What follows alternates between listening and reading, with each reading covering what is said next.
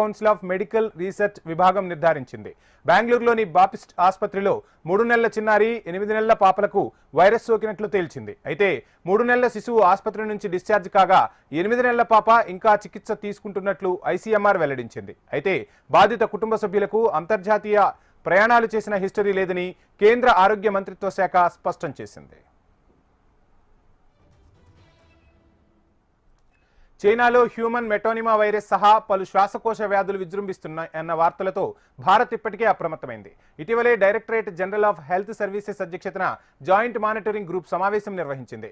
చలికాలంలో మారుతున్న వాతావరణం కారణంగానే చైనాలో ఇన్ఫ్లుయెంజా, ఆర్ఎస్వి, హెచ్ఎంపీవీ తరహా వైరస్లు వ్యాప్తి చెందుతున్నాయని జాయింట్ మానిటరింగ్ గ్రూప్ తేల్చింది. భారత్లో అంత ఆందోళన చెందాల్సిన అవసరం లేదని జాయింట్ మానిటరింగ్ గ్రూప్ పేర్కొంది. ముందస్తు చర్యల్లో భాగంగా ఇప్పటికే వివిధ ప్రాంతాల్లో ఆర్ఎస్వి, హెచ్ఎంపీవీ తదితర పరీక్షలు చేస్తున్నట్లు ఆరోగ్య శాఖ వెల్లడించింది.